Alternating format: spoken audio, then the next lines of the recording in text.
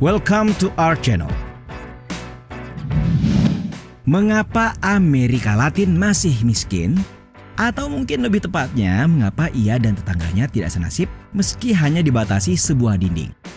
Nah, pertama-tama pembahasan ini akan dimulai dari sebuah identifikasi. Amerika Latin adalah penyebutan sebuah kawasan yang sebagian besar penduduknya merupakan penutur asli bahasa-bahasa Roman, terutama bahasa Spanyol dan Portugis yang berasal dari bahasa Latin. Istilah Amerika Latin dipakai untuk membedakan wilayah ini dengan wilayah Anglo-Amerika yang terkadang dipakai untuk menyebut wilayah benua Amerika dengan mayoritas penduduk adalah penutur asli bahasa Inggris. Setelah teridentifikasi, selanjutnya kita menuju ke sebuah kota yang merepresentasikan dengan jelas kesenjangan kedua wilayah tersebut.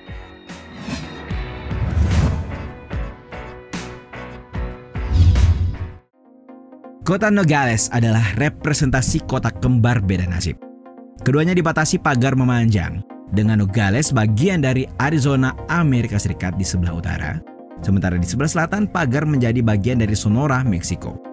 Namun di luar dari pagar yang membatasi, keduanya adalah satu. Dalam artian mereka berasal dari nenek moyang, bahasa, makanan, agama, hingga budaya yang sama. Tapi apa alasan Nogales dibagi dua? Faktanya ketika Meksiko merdeka dari Spanyol tahun 1821, Nogales adalah sebuah kota utuh di perbatasan Meksiko Amerika.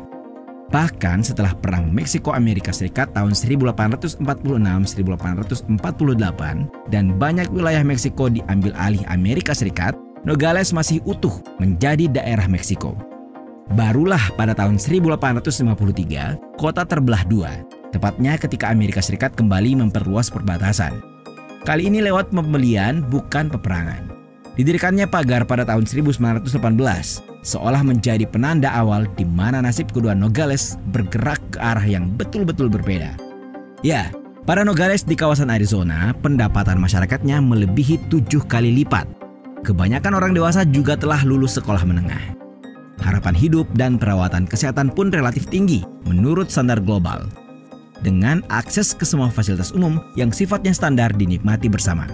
Sementara di Nogales, Sonora, gambarnya agak berbeda meskipun populasinya 12 kali lebih kecil.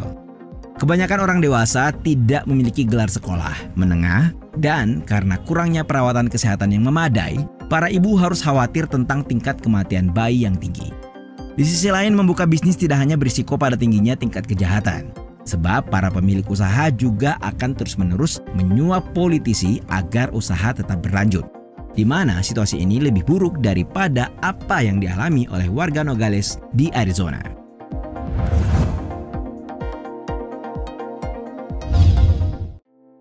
Bagaimana mungkin dua bagian dari kota yang pada dasarnya sama sangat berbeda? Atau mengapa benua Amerika bagian utara berbeda dengan yang di selatan?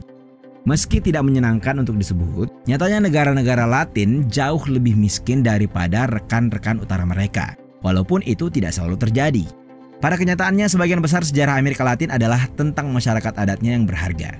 Sementara pada era penjajahan Eropa awal, Amerika Utara jarang dihuni oleh suku-suku nomaden dengan peradaban asli yang besar dan kompleks yang tinggal di dekat daerah tropis. Bahkan di negara-negara yang lebih baru seperti Argentina, Meksiko, Brazil, dan Venezuela, semuanya berspekulasi untuk menjadi kekuatan global yang mandiri selama abad ke-19 dan 20. Venezuela misalnya, pada tahun 1950-an, negara ini sedang mengalami ledakan ekonomi yang belum pernah dilihat di Amerika Latin sebelumnya, di mana hanya dalam rentang waktu 30 tahun, Venezuela menjadi negara terkaya ketiga dalam hal pendapatan per orang, lantaran mereka berhasil menemukan minyak bumi berikut menjadi pemilik cadangan terbesar di dunia.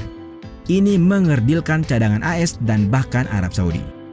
Berakhirnya Perang Dunia II kemudian ditandai dengan meroketnya permintaan minyak. Ledakan industri mobil dan berkembangnya perdagangan ekonomi global membuat Venezuela berada di garis depan. Keuntungan dari ledakan komoditas selama beberapa dekade itu tumbuh lebih dari 800% hanya dalam 50 tahun. Tetapi seperti yang kita ketahui sekarang, Venezuela berada dalam bencana ekonomi yang parah. Venezuela mungkin tampak seperti kasus unik, tapi sebagian besar negara Amerika Latin telah gagal untuk memenuhi potensi ekonomi mereka sejak memperoleh kemerdekaan.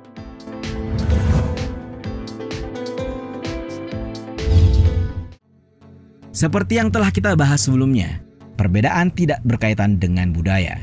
Jadi, mengapa Nogales, Arizona jauh lebih baik daripada Nogales, Sonora? Mengapa Amerika Utara lebih kaya dari Amerika Latin dan bukan sebaliknya? Penemuan Eropa terhadap dunia baru di abad 15 dan kekayaan potensi besar terungkap salah satunya melalui ekspedisi navigator Spanyol Juan Díaz de Solís. Pada tahun 1516, ia berlayar ke muara yang luas, turun dari kapalnya dan mengklaim tanah untuk Spanyol untuk selanjutnya menamai sungai yang mengalir di hadapannya Rio de la Plata. Tidak tuntas karena de Solís menemui kematian, penjajah Spanyol yang lain yakni Pedro de Mendoza kembali dikirim pada tahun 1534. Ia lalu mendirikan pemukiman di tanah yang membentuk ibu kota modern Argentina hari ini, Buenos Aires. Tidak seperti banyak tanah di utara dan di Afrika, iklim di sini sedang dan sangat cocok untuk tempat tinggal orang Eropa. Dalam perjalanannya, mereka bertemu orang-orang Guarani. Kelompok ini mulai menetap dan agraris. Mereka juga sudah memiliki sistem hierarki yang mapan dengan elite penguasa yang memimpin kelebihan sumber daya. Pada dasarnya semakin maju dan berpenduduk masyarakat pribumi, semakin diinginkan dan mudah untuk dieksploitasi. Penjajahan Amerika oleh orang Eropa pada awalnya tidak menimbulkan perlawanan dari penduduk setempat. Kemudian ini berkontribusi pada fakta bahwa para pemukim mulai berperilaku sangat agresif, memperbudak dan membunuh orang Indian. Para penakluk Spanyol menunjukkan kekejaman tertentu, yang mana mereka membakar dan menjajah desa-desa setempat serta membunuh penduduknya. Pada pertengahan abad ke-16, penjajah Spanyol mendominasi benua Amerika. Harta benda mereka membentak dari New Mexico ke Cape Gorey dan membawa keuntungan luar biasa ke kas kerajaan. Selama periode penjajahan Amerika ini, Spanyol melawan semua upaya negara-negara Eropa lainnya untuk mendapatkan pijakan di wilayah yang kaya sumber daya ini. Namun, pada saat yang sama, keseimbangan kekuatan mulai berubah di dunia lama. Spanyol, di mana para raja dengan tidak bijaksana menghabiskan aliran besar emas dan perak yang berasal dari koloni, perlahan-lahan mulai kehilangan pijakan, memberi jalan kepada Inggris, di mana ekonomi berkembang dengan pesat.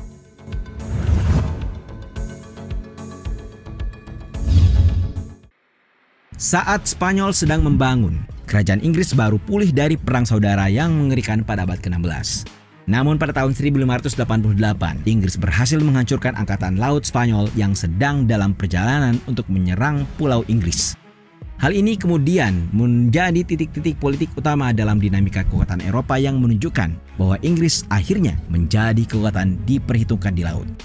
Sehingga menjadi masuk akal bahwa setelah pemukiman Inggris pertama didirikan di dunia baru, Spanyol menguasai semua wilayah yang paling berharga dengan populasi asli yang besar.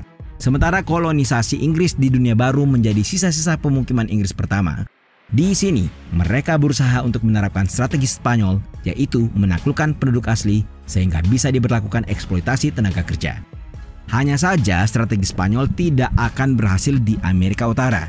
Hingga upaya terakhir yang bisa dilakukan adalah memberi insentif kepada penjajah untuk berinvestasi dan bekerja keras atas kemauan mereka sendiri. Ini termasuk memberikan tanah kepada siapapun yang mau pindah ke koloni dan memberikan majelis pemungutan suara. Dengan ini, mereka dapat memiliki suara dalam undang-undang di atas mereka. Sumber daya energi dan kreativitas dalam bekerja, serta memecahkan masalah, membuat AS mengalami revolusi industri dengan cepat setelah dimulai di Inggris.